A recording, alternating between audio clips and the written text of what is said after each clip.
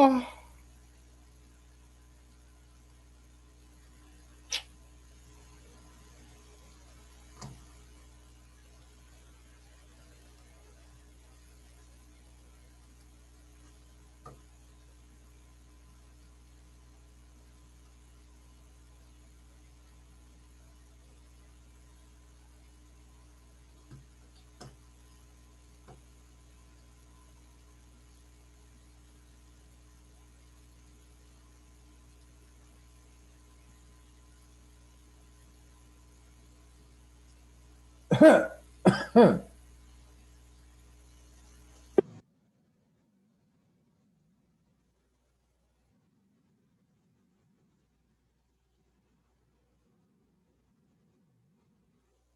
Hello, hello.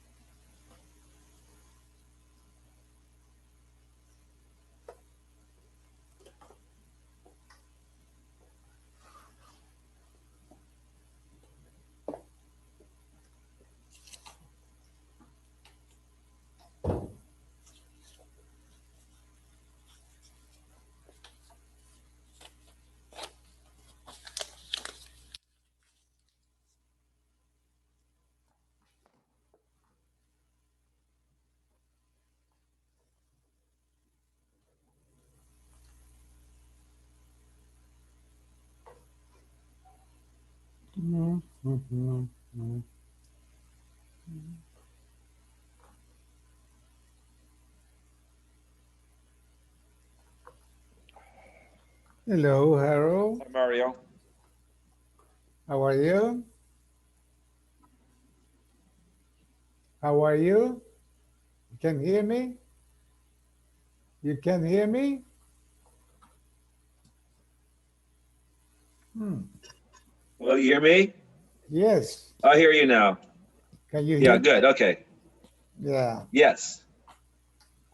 All right. Okay. Where is everybody? Oh no, everyone's late.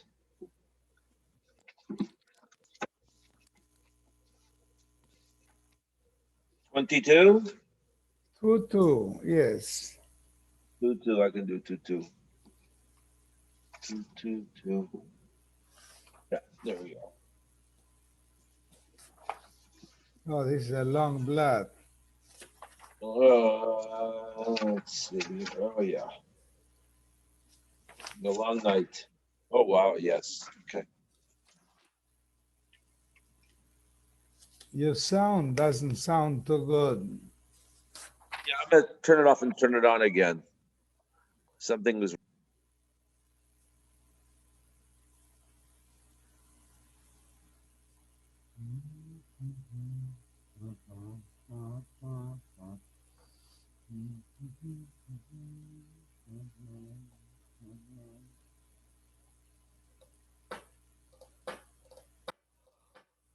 Oh, oh, oh.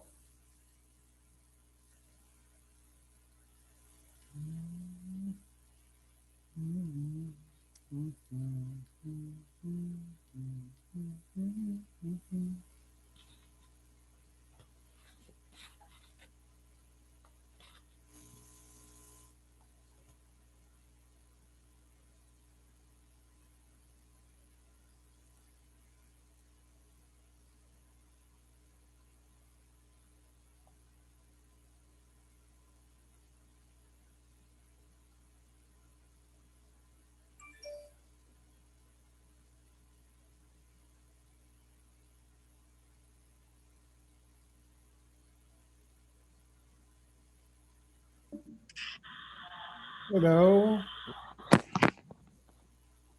Hi, Ellen. Good evening. Yeah, I can hear you coming from 20,000 miles away. Hello. How are you? How are you? Have to fix your internet. I use sign language, with my sign language. my, Right, I can hear you very well. I don't, wife, I can see you. I don't know. I think I'm not sure. No. Can you hear me? I don't know. Perfect. That's the main thing. As long as I can hear you. As long as Can I you can hear hear you. me? Yeah, I can hear very Harold, well. hi, Good. Elazar, Mario. Hi. So we're on Chaf Beis 22. Barishona, Kol mi sherotze litrom es hamizbeach Torah. The first avod of the day was one of the Kohanim had to go in with a bucket and take a shovel full of the ash that was on the grill from the night before, remove it from, and that begins the process of cleaning the mizbech. That's called Trumas Hadeshem. So any Kohen in that family, in the Beis Sav that's there that week, would be able to go and do the job. There was no competition for it. Whoever wanted could go. There's not a Shayim but let's say there were a lot of people who came, and there were many Kohanim wanted to do it. So then they had like an Olympic Games. Ratzin v'oilin bakeves. They were told to run, and they would run up the ramp, which was 32 ames, 64 feet. And kol hakoydim es chaveru ba'arba amois zacha. Whoever gets within arba amois of the top of the ramp, first, he got to do the Trumas Hadeshem. V'mayu shneim shavim. If the race ended up in a tie, Hamamuna Oimerlam, the Kohen was appointed to, choose each person doing the avoda, would say, Hatzbiyu, okay, stick out a finger. We're going to see the way they did the lottery is they put everybody in a circle.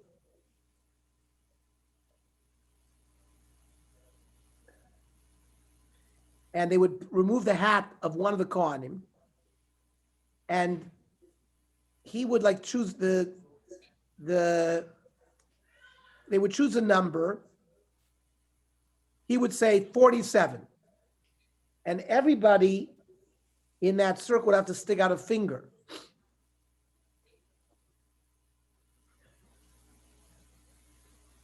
It had to be a bigger number than the Kohanim that are gathered in that circle. And then he counts by counting the fingers.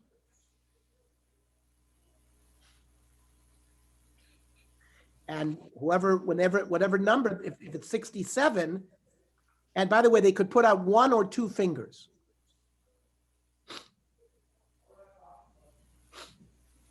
Now, if it's just a competition between two guys, so again, they would put out a finger and he would come up with a number and he would count, and whoever the number would land on would be the one who does the Trumas Hadeshem.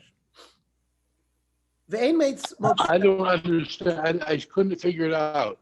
What is fingers? How could you have a game with fingers? What do you mean they put fingers out? Or he would put a finger up. You had Or fingers. or You put two. one. And there was there was a circle of 30 Kohanim. So what does that mean? He would come up, he would say a number 47. And everyone has their finger, he has to count. 1, 2, 3, he counts each finger of the Kohen. One goes to the next coin, next coin, next coin, until he gets to 47. 47 is the winner of the lottery. Oh, I see. That's how it is. I see. Okay. Ve'ein motzin agudel b'midi. Agudel is the middle finger. The Gemara will explain. A guy would cheat because he would quickly put out a second finger if he thinks the count would land on him. He won't understand, and a person can spread a big distance between his index finger and the middle finger. It looks like fingers from two different people. So it was a trickery. So that's why you couldn't use that as one of your fingers. Ma'aser shayu shneim shavin. There was a case where two Kohanim were running up the ramp. V'rotzin v'olim bakeves, and I guess it was a close race. The dochaf echad mehen es hachaver v'nofal. One guy gave the guy a shove. The guy went flying and broke his leg. Even Sharo Bezdin, Shaboli de Sakana. So Bezdin saw this was turning into a life-threatening issue. So then they went back to just doing it by a lottery. They didn't do the race, and they would just choose by lottery.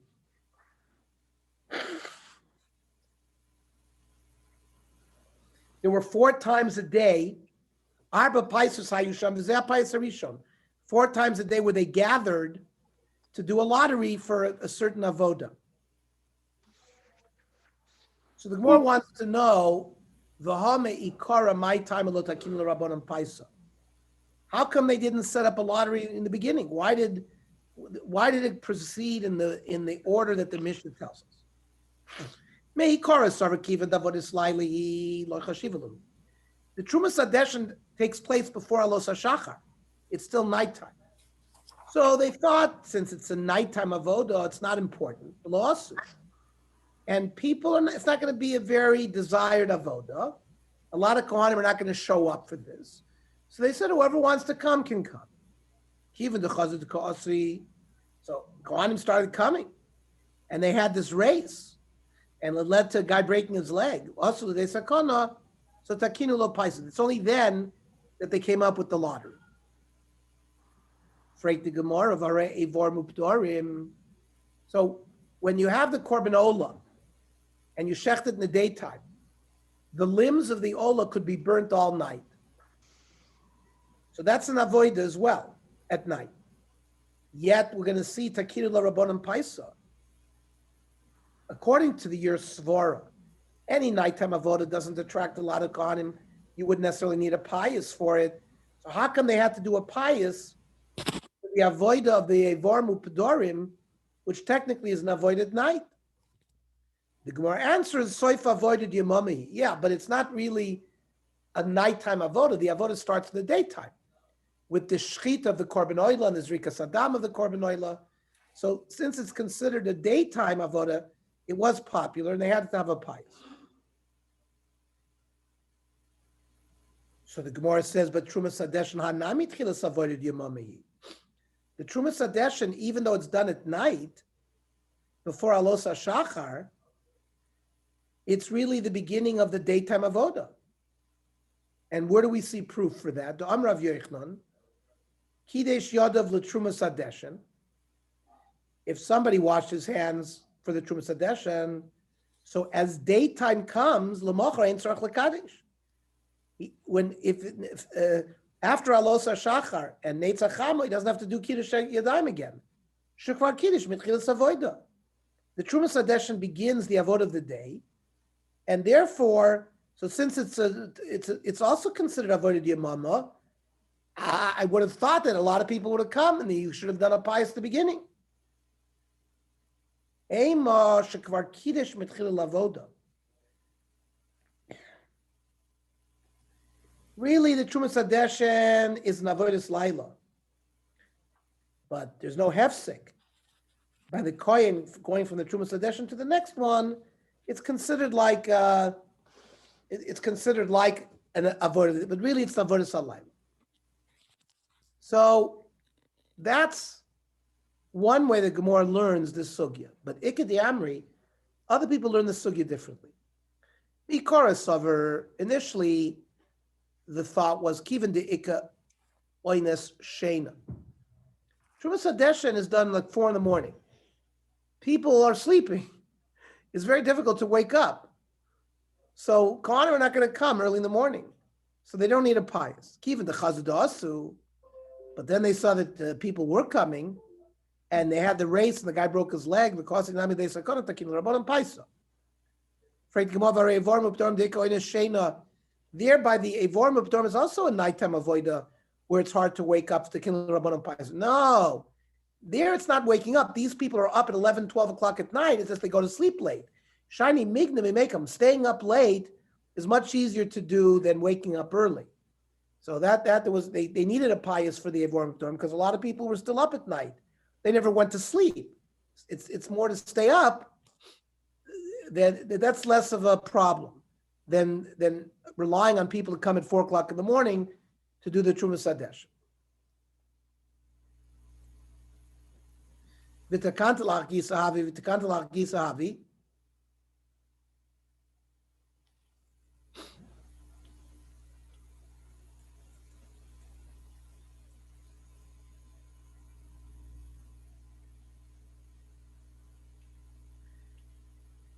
You seem to suggest, says the Gemara, that we needed to do a takana to sort of reduce the people coming, but we see a takana the other way, that they had to find, but you think you got too many people, we'll see that they had takanas in order to drag people to come there.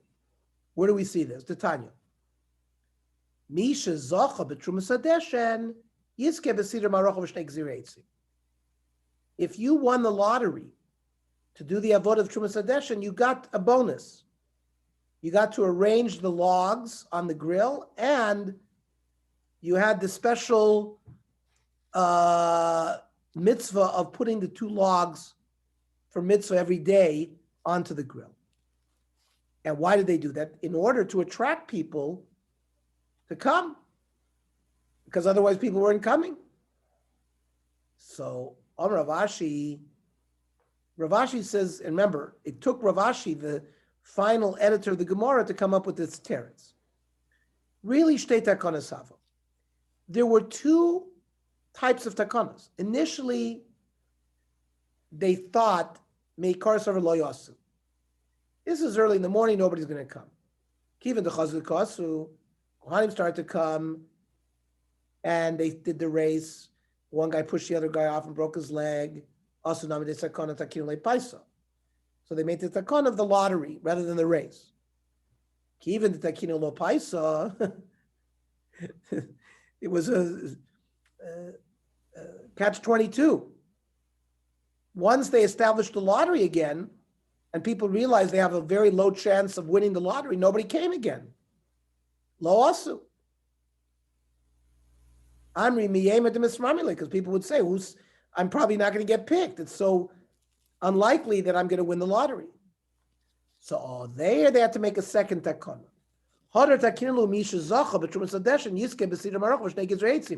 They had to throw in 2 bonus avodos in order to attract people. So they would come and join in the lottery. Then we said of Zman Shein Merubin, when there was a lot of people, they would have the race. Whoever got to within 4 amas of the top of the ramp would win the race. Amrav Papa Pshitali, Arba amis to Aralo. Where is the end of the race? Is it Arba amos to the ramp itself? No. Because the Mishnah clearly said Rotzen v'oilin bakeves. The race took place on the ramp itself. Kamai Sanami law, it can't be the first 4 amas because it says Ratzin Voilim Bakevis. They had to run part of the race on the ramp. V'hodar kol hakodim es chaveiro, the Beni Nami law, the lo Mesami Milsa. There has to be some space that they're going to run, otherwise we're not going to be able to tell who won the race. Pshitali the Gabi Mizbeach tonight. So we're talking about 4 amas before the Mizbeach itself, which is the top of the ramp. Oh, based on this analysis, boy, Rav Papa. Arba Omisha Amru. Now, the Mizbeach had an Amma Yesod. That means the Mizbeach was built like this way. There was a foundation, then you went up 6 amas, then there was another indent, because that the Kohanim would walk around the indent halfway up. So the Arba Amish Amru Badei Amma Yesod V'Ama Soivev, does it include so maybe it's 2 amas plus 4, because the Amma Yesod and the Amma Sovev is 2 amas sticking away from the Odilma, Bar Me Amma Yesod V'Ama Sovev. Maybe it doesn't include that, because the ramp sort of overshadows though. And maybe it means the Arba is directly from the top of the Mizbeach. So Teku. That question remained unanswered. Then the Mishnah said,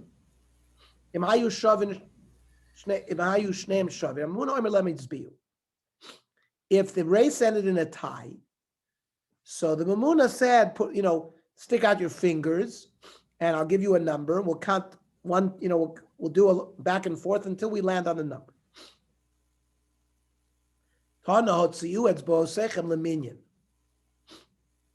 Why did they put out their fingers? Because they counted the fingers for the count. Why didn't they count the people? Oh, that's not allowed. That's why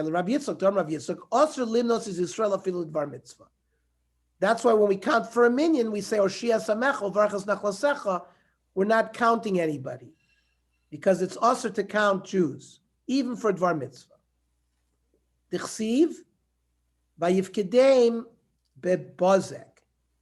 That we're going to see by Shaul Melech, soon those of us learning Navi, they did a census and they counted them in Bezek. We'll see what that means. And Vayub Bnei Yisrael, 300,000 ish Yehuda. There were 300,000 Jewish people, 30,000 from Yehuda. And a bezek is like a shard from a flowering pot, like a clay shard. Each one gave a piece of a pot, broken pot. Because you can't count people, you have to count that. That's like in the Midbar, where they counted the Machzis HaShekel, rather than count the people. Masker Ravashi, who told you Bezek means a piece of clay shard? Dilma Shma Demasahu. Maybe he counted them in Bezek. Bezek's a place. Kidichsiv, Vayimtsu Adoni Bezek. If you remember, we learned in the beginning of Shoftim, he was one of the kings that was captured and was killed. And he was the king of the city of Bezek. So, Elamei Hacha, Vayishama Shol Sa'am, Vayivkedem Betloim. Shol gave each person a sheep and counted the sheep. That's how they counted the people. Amr Abelazar, Kol Amonas Yisrael Over Belav. A Jewish leader who counts Jews is over in Alav. Shenemar, V'ayam ispar bnei Yisrael kechol ayam asher lo yimad. This is a pasuk in Hosea that says that the population of Bnei Yisrael will be so great, like the sand on the shore that cannot be counted. Asher lo yimad is also a lav that we should not count Klal Yisrael. Rav Nachman Yitzchak Omer over b'shnei lavim. Shenemar. Ernie, Yeah. one question. But you have to count, for example, 10 people for a minyan. So Mario, we have a minhag. When you count people, there's a pasuk of Hoshia et Amecha uvarches nachlasecha ureim v'nasem ad olam. That's a pasuk that has 10 words in it. So in a gabbai, when he counts his minyan, he's counting Hoshia et Amecha uvar. He's not saying 1, 2, 3, 4. He's saying Hoshia et Amecha. When you use that pasuk, you're not counting. Okay. But when you get to the end of the pasuk, you know that you have a minyan if you have enough people to fill that pasuk. Okay. All right. Thank you. Amar Rav Shmuel bar Nachmani, Rabbi Yonason Rami. Rabbi Yonason showed a stira. Ksiv hayam mispar bnei Yisrael kechol hayom. So that pasuk implies it's a big number, but it's a finite number. It's countable. Uksiv asher lo yimad v'lo yisofer. The end of the pasuk says they're going to be so many people it's impossible to count them. So there seems to be a steer in psukim. Lo kasha Kan Bisman Yisrael Oyster Ritzon Shel Makom. Then when Klal Yisrael is following the dictates of Hashem, they're not countable. Kan Bisman Shein Oyster Ritzon, but when they're not doing what HaKadosh Baruch Hu wants, there's a lot of them, but they can be counted. Rabbi Yobim Shem Abba Yosef ben Dustoy. Loi kasha kan bidei odom kan bidei shamayim. Human being can't count them, but shamayim can count them. Amrav Niloi bar Yidi Amar Shmuel.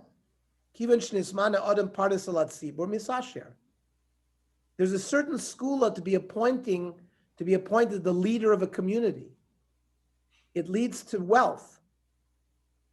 We see that by Shaul HaMelech. Meikar ksiva ifkedeim bebozek. Initially, when they counted using clay pieces. Uvasov ksiva ifkedeim betloim. Then it says no. Shaul was so wealthy, he was able to give each Jew a sheep from his own. And that's how he counted the Jewish people. So when Shaul got appointed king, it led to great wealth. The Dilma midid who? What do you mean? Maybe it was the Jewish people's sheep. In came my Ravusa de Milsa, then what big chiddush is? No, we want to show the great wealth of Shaul once he was appointed king. Since we mentioned Shaul HaMelech, we're gonna see. By the way, those of us learning Shmuel are going to be referring back to these Gemaras a number of times, because it says Vayavo Shaul ad Ir Amalek Vayorev Banocha. Later on in Shmuel, we're going to see that Shaul gets a directive to wipe out Amalek. So Shaul shows up, and it says Vayorev Banocha. They fought in the riverbed. Amrav Mani al Iske Nochal. You know what? This battle, which ended up a battle between really Shaul and Shmuel and HaKadosh Baruch Hu, and it became a battle with Hashem because of issues around a Nachal. What does this mean? Hashem told Shaul to go wipe out Amalek. Omar, Shaul said, Uman nefesh achas amrator have egla rufa.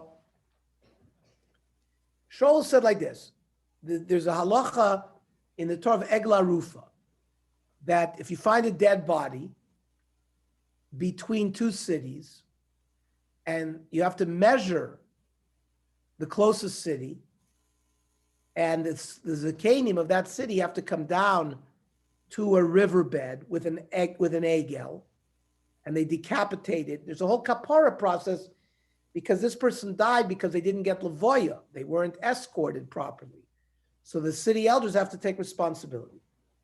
So Shaul says, you see, the Torah takes such pains over one human life. And if we don't know what happened, you have to bring an egla rufa in the river to be mechaper on this ritzicha. Call it a fasho salalu. Halachas kama v'kama. Because the pasuk says, v'heimata me'ish ad isha, me'olel v'ad yoneik. Yet all men and women, from nursing children, mishor v'ad sep, migamal v'ad chamor. Everything has to be killed by Amalek. So he questioned this. Calling a fasho salalu kama v'kama. There should be rachmanas for all of these people. And said Shaul, Vim Adam Chata, Behema Machata. Why am I being given an instruction to wipe out all the animals? If a human being sinned, what sin did the animals do? And we know he left over animals. Because remember, Shmuel says to him, what is this sound of bleeding sheep that I hear? So he had rachmanas on the animals. And then Vim Gdoilim Chatu, Ktani Machatu. And if the adults sin, why should the children get killed? Yotza Baskol v'amra lo alti tzaddik harbe.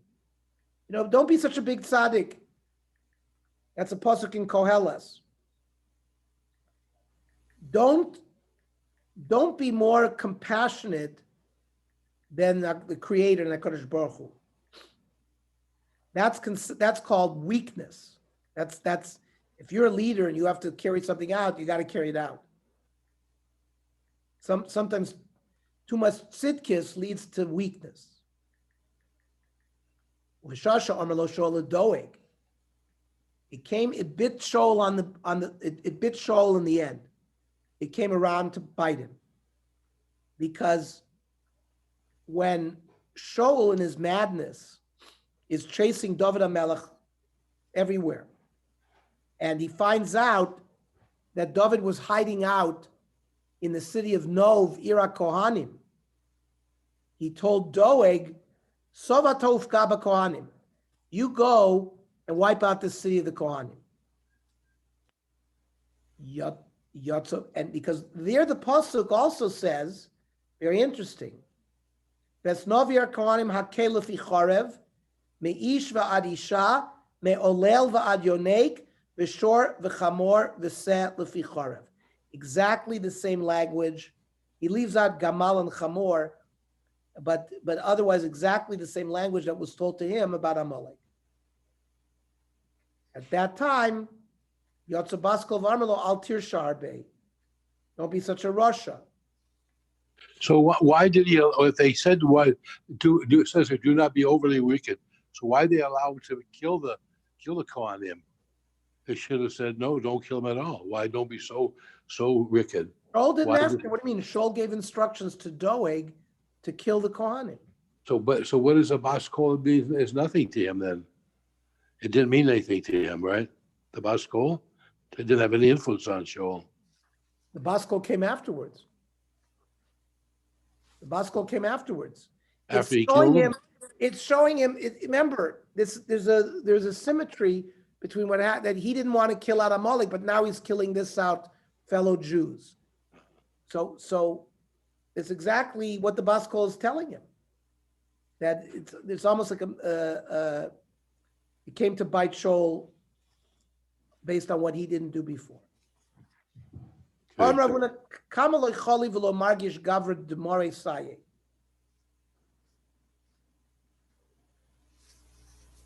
person doesn't realize sometimes how much HaKadosh Baruch Hu is helping him. Shaul ba'achas v'alsalo. Shaul committed one sin, but that one sin wiped him out, and he couldn't be the king anymore, and that's it. His malchus didn't last. David b'shtayim v'lo alsalo. David HaMelech sinned twice, and it didn't cause him to lose his kingdom. Shaul ba'achas mahi ma'aseh da'agag. The fact that he kept Agag alive and didn't kill everybody out. And that one sin knocked him down. Why do you say only sinned once? What about the fact that he's killed out all the Kohanim? Because that happened already after the kingship was taken away from him. After the Maisa of Agag, Ksiv Nichamti Kim Lachti Shaul Melech. Right after Hashem told Shmuel to tell Shaul to kill Amalek, and Shaul kept Agag alive, HaKadosh Baruch Hu already appeared to Shmuel and says, "That's it. I had enough with Shaul, and goodbye." And then that they meet, and Shmuel tries to turn away, and Shaul holds him back, and his cloak tears, and that's a symbolic representation, physically, of the fact that the kingdom's going to be ripped away from Shaul. It happened after just one sin, and the sin of Nov happened later. David b'shtayim. Yet David sinned twice because Hashem was Messiah him. That's a person's not margish how much HaKadosh Baruch Hu helps him. David sinned twice. My new, the Uriah. Uriah was the husband of Bathsheba, And he sent Uriah to the front lines to be killed. And Udahasasa, that's where David HaMelech there decided to do a census. And there was a plague that occurred, again, because he counted Klal Yisrael. So that's considered another sin of David. What about Ikanami Maisa de Bathsheba? What about the fact that he had relations with Bathsheba? So Hasam Aparomine, because there punishment was taken from him. So it's not considered one of his avoinos.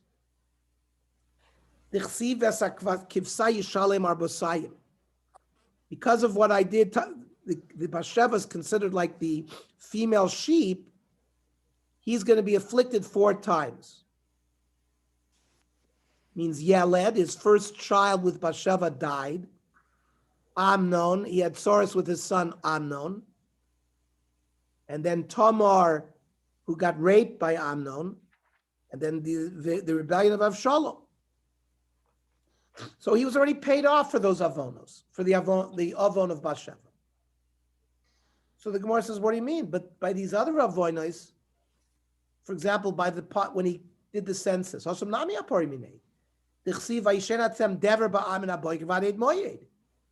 he did the census, there was a plague that afflicted Klal Yisrael. Yeah. Yeah, but it wasn't taken out of David HaMelech's goof. The plague had Klal Yisrael. What do you mean? What you tell me? Well, he was afflicted. He was given saras. David HaMelech had saras for 6 months. Sanhedrin. And therefore the Sanhedrin wanted nothing to do with him. Because of the din of a mitzvah, he has to be chutz l'machaneh. And they were protesting on his behavior. And he didn't have Ruach HaKodesh. Please let in Tehillim he davens that the Yirei Hashem and the Yodei Eidos of those that know his laws, meaning the Chachamim, he wants them to come back to him. Uksiv Hashiva li Sosan Yishecha, which refers to, because it says Ruach Nedivatis Mecheni, he was davening that the Ruach HaKodesh that left him should come back to him. And we'll see this later on when we learn Shmuel. Rav, what about the sin of Kibel David Lashon Hara? That one of the son, there was a whole story which we'll have about the son of Shaul that is still alive, Mipi Boshet. And we'll see there that people had said or told David that Mephibosheth is happy with the downfall of David, and he accepted the Lashon Hara, so that's another sin. So the Gemara says this, Mandomer is Kishmul Domer Loki Bil Davar Lashon Hara. He didn't accept the Lashon Hara in that case. And we'll see what going, that it really was an emes what was said over there. So it wasn't really Lashon Hara.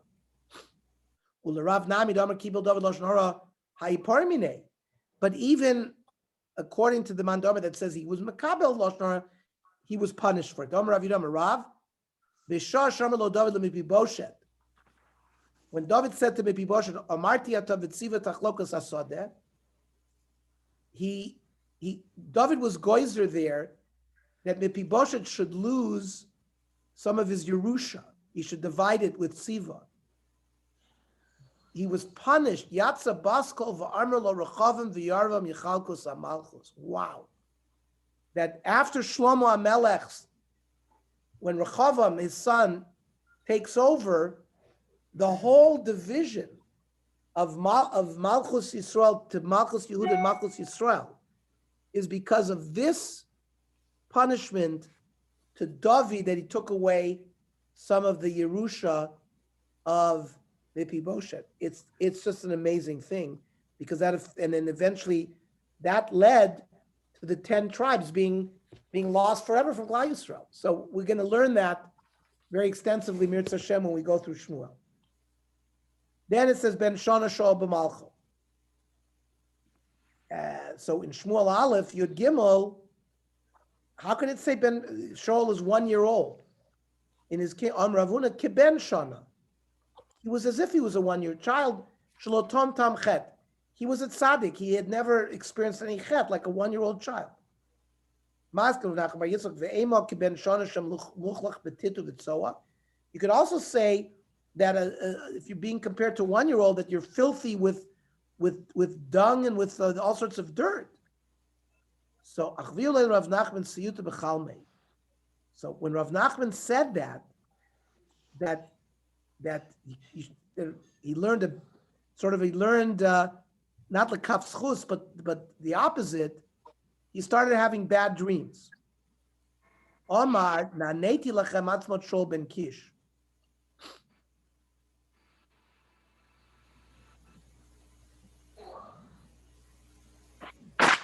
He wanted to ask Mechila from the bones of Shaul that he insulted him. But then he still had, he was afraid at night from his dreams. So he really didn't ask Mechila properly. What do you mean from the bones of Shaul? Omer naneti lachem atzma Shaul ben Kish melech Yisrael. So he called him by his title. And then he stopped having the bad dreams. Beis Shaul didn't have a long dynasty. Why not? You know what? He had perfect yichus. And that's not good for a leader. You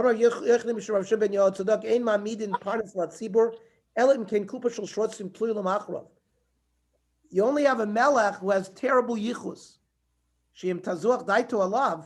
If the king is going to get too haughty, I mean, listen, look at your family. Don't be so haughty about yourself. Look where you come from. We know David HaMelech had Tamar and Rus and the mice of Tamar and Yehuda and Rus and all of that.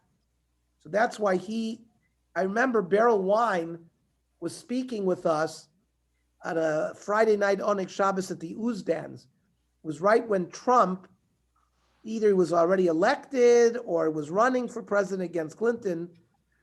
He said, it's good that Trump represents this Gemara, that, you need a leader who you can knock down. Look at what an Osverf he is and everything like that. That keeps a leader in check. Not him.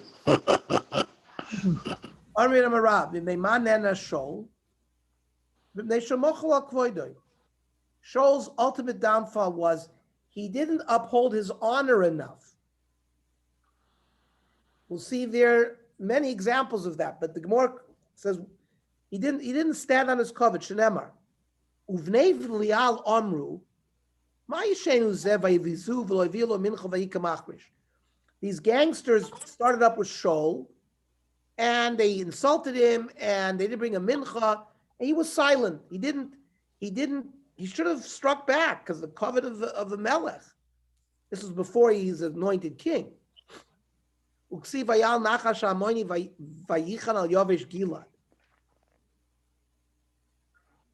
That if he would have grabbed the kingship the way he should have, the Nachash, this king, would have not been mazed to encircle the Yavesh Gilad, and therefore he was modest. He was an onav. But sometimes when you're Melech Yisrael, you can't be too much of an onav. And the Gemara will explain further issues regarding this. Well, it sounds like a novice shit tonight.